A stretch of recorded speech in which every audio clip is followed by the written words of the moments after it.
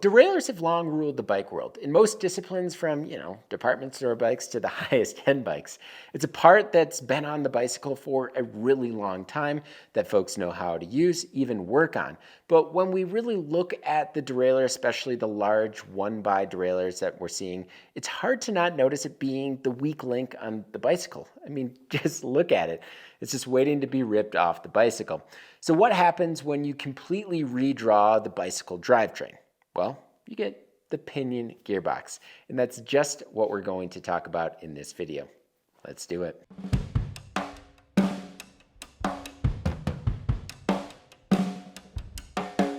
Before we dive deep into the Pinion system, I just wanted to take a moment to let everybody know that this video is supported in part by Surly Bikes. Surly, they make serious steel bikes for people that don't take themselves too seriously.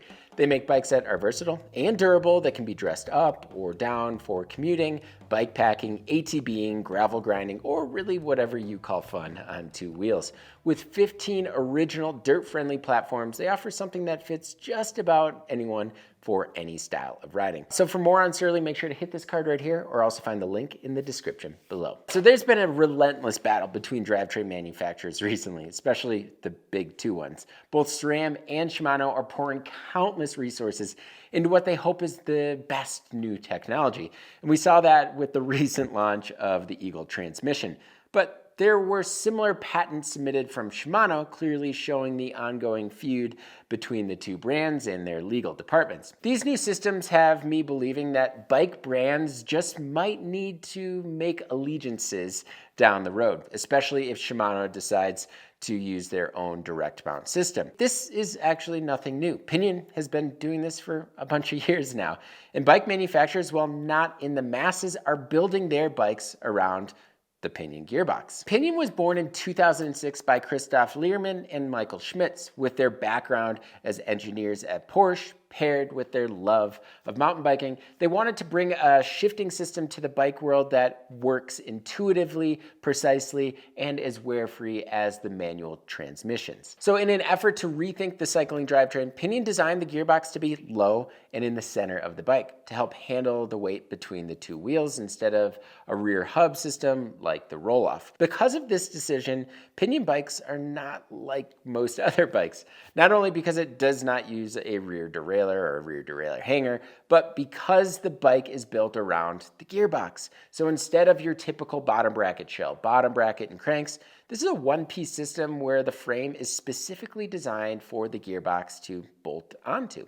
There are currently over 100 brands that now make bikes built around the Pinion, and while they might not be taking over the world, it does seem that more and more bike brands and adventure-based manufacturers are considering the gearbox. Pinion offers two main types of gearboxes, the P-line and the C-line. The P-line comes in at 18 and 12 speeds and is housed in a machined aluminum box, whereas the C-line comes in 12, 9, or 6 speed and is mounted in a lighter magnesium box. So I ended up testing the C-line in the 9-speed variety that came on my viral derive that I'm testing, and Pinion also sent me a 12-speed just to compare. The derive is a really, really fun bike, and I'm going to be doing a full review on that bike very soon, so stay tuned for that. Even though the Pinion is only available on a select few bikes, I wanted to focus on the Pinion driver in a separate video because it's certainly quite different, and I've gotten a lot of requests and feedback from you all, so here we are. Let's jump into it. All right, one of the biggest draws to the Pinion system is the very minimal maintenance required. For starters, it uses a belt drive, and belt drives just last longer than your traditional chain drivetrains do. They don't require any lube and work really well in adverse conditions, snow, mud, and so on. So when the going gets sloppy, the shifting and parts will not degrade, especially considering there is no need for a chain to find a different cog when shifting. Plus, it's next to impossible to drop a belt. Simply put, the sealed unit means a more reliable drivetrain experience. Plus, there's no need for tinkering with high or low limit screws, B-tension, bent derailleur hanger, pulley wheels, or just small bits and parts on the derailleur itself. On my recent trip to Arizona, there were a handful of issues my friends were having with their drivetrains, and I was happy to help, even if I didn't have any chain lube to spare. So while the belt is a nice alternative to the chain, as I mentioned above, there are a few downsides that I noticed. I noticed that the belt has a little bit of a flex to it, and you can feel this just when you have your hands on the brakes and you're kind of pushing down on the crank. It just flexes. But I really noticed it when I was hammering down on the pedals. It had a sort of spring-like feedback, and it felt like it kind of sucked up some of the power from my pedal stroke. It's not all that noticeable when I'm soft pedaling, but much more so when I'm putting some effort into my pedal stroke. The other thing I noticed was the belt was actually pretty loud. So I was told to make sure the belt has proper tension, which is pretty tight. So I did that. I even loosened it up, but every time I pedaled with moderate effort, I would hear the squeaking of the belt. Mind you, most of the time I was pedaling was in dry and rather dusty conditions, which I think helped accentuate the noise. So throwing water on it definitely quiets it down, and I was even told to try some cheap bar soap, but I actually never got around to doing that. From time to time, the noise had me question my intensity a little bit, because if I ran into a belt issue, it would be pretty hard for me to find a replacement.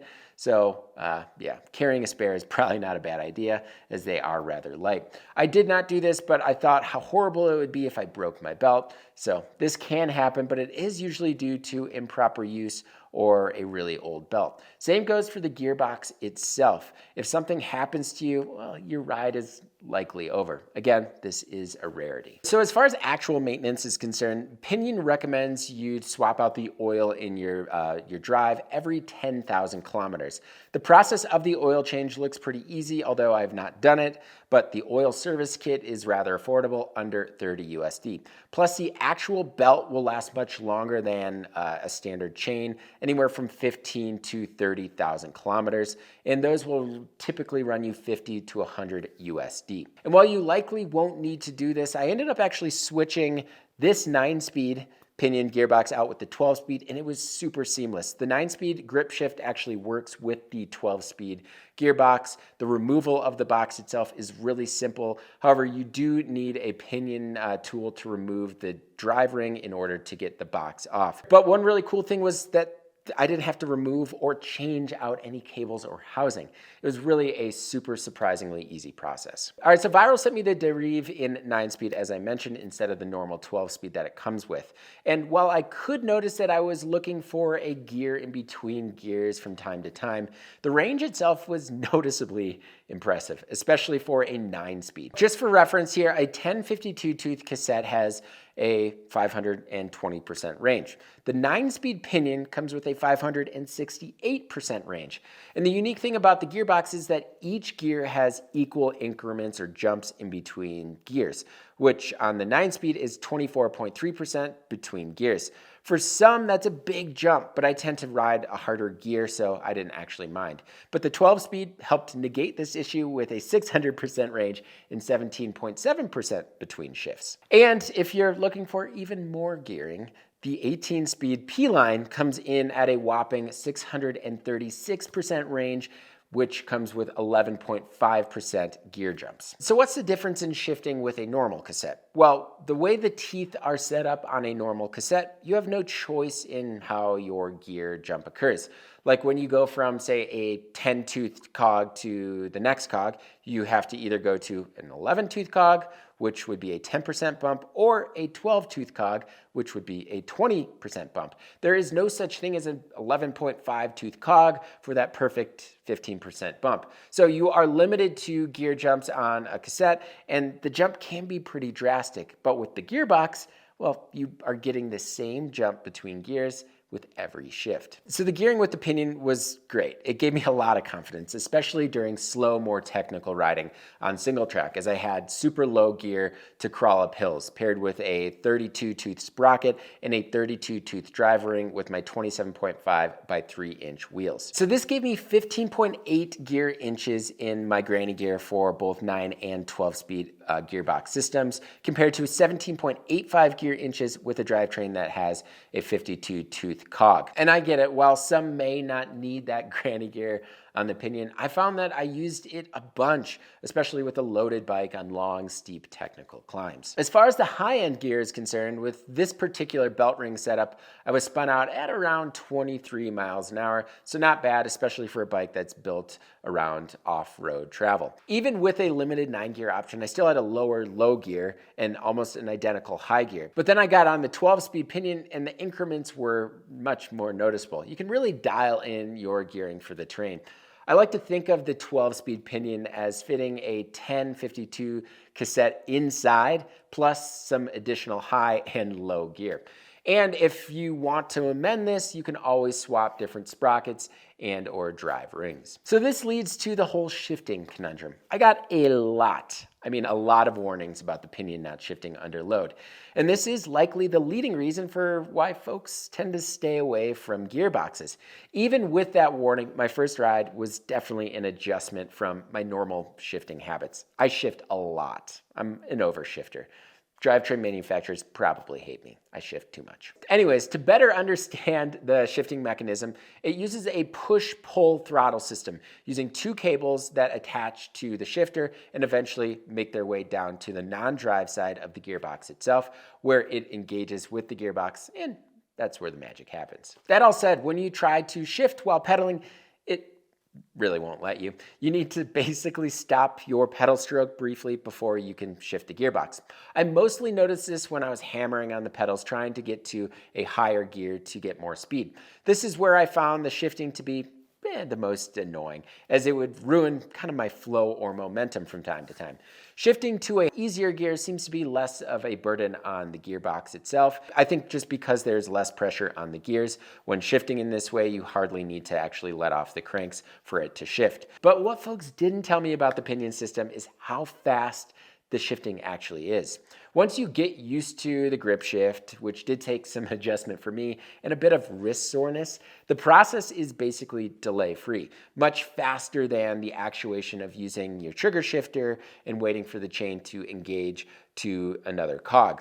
And one of the best darn parts about this system is that you can shift the bike without turning the rear wheel. And while you might not think this is a big deal, it is. At least it was for me. For instance, when I stopped to chat with the group that I'm bikepacking with and forget I was just cruising downhill, all I need to do is shift while I'm stopped before pedaling uphill again.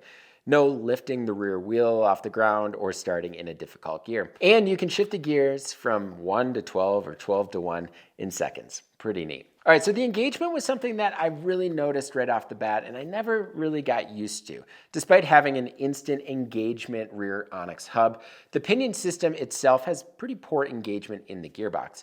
What I mean by this is that it takes a bit of rotation of the crank before the gears start to engage and move the bike forward. Coming from someone that rides Industry 9 hubs all the time, this was certainly an adjustment for me. But really only for single track riding, especially during slow technical moves where I want a little bit more engagement right away in order to kind of get up a technical climb or move. I asked Pinion about this and this is what they had to say. The small amount of engagement points inside the gearbox shift mechanism are a product of the design. The larger the pawls in the mechanism are, the more durable they will be, but also the less space there is available for a finely toothed engagement system.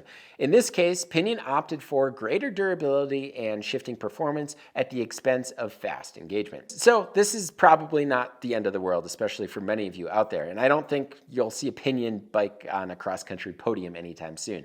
Well, maybe you will. I mean, I shouldn't say that, but I don't think that's their demographic either. All right, so us bike packers tend to store our heaviest parts of our gear in the bottom of the frame. For me, that's typically water and heavy items like that. Why do we do that? Because the bike holds that weight in that area the best without ruining the functionality and feel of the bike.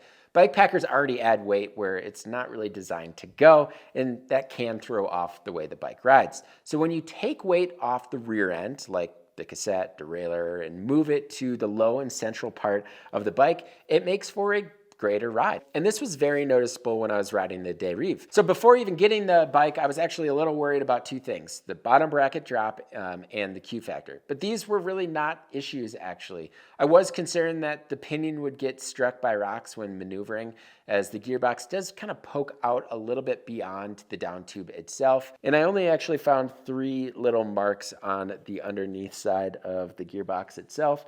Otherwise, it's pretty clean. I actually did run into a handful of pedal strikes, but I think this is more due to geometry than the pinion system itself. And the Q factor is actually more narrow than many of the other mountain bikes that I have owned or tested, coming in at 166 millimeters. So while the pinion is balanced, the drivetrain system as a whole is heavier than a traditional chain drivetrain, but at least the weight is centralized on the bike. So is a pinion bike for you? That's the question I actually keep asking myself. It sure does look the part. It's clean, sleek, and compact, and all of the complicated stuff is contained in a watertight box, keeping the overall maintenance rather simple. But it certainly comes with a few penalties, such as shifting under load, although I think I've broken a few chains doing that on other drivetrains. And it's something that you quickly get used to. The Pinion has proprietary standards, and bikes are typically going to be heavier and definitely have a higher price tag, at least until the new SRAM Eagle transmission was launched, which also has similar proprietary standards. This all said, perhaps with more love from folks like us, we will eventually see maybe prices normalize on Pinion bikes and more Pinion bikes becoming available. All right, so as far as fun options, the viral derailleur is an absolute blast. I've not had this much fun on a hardtail in a really long time, and I can't wait to share my thoughts on the Geo in the coming weeks. Other brands worth considering that Pinion gearboxes are on are Tout Terrain, Sonder, Corvid, Solus, and Santos bikes. Anyways, what do you all think about the Pinion gearbox? I'm genuinely curious to hear your thoughts. So leave them in the comment section below. And if you have not already done so, definitely hit that subscribe button. And if you want to support all the work we do here at BIKEPACKING.com, including original routes and in-depth reviews like this one, consider becoming a member of the Bikepacking Collective. I have a link below for more information. As always, thank you all so much for watching. And until next time, pedal further.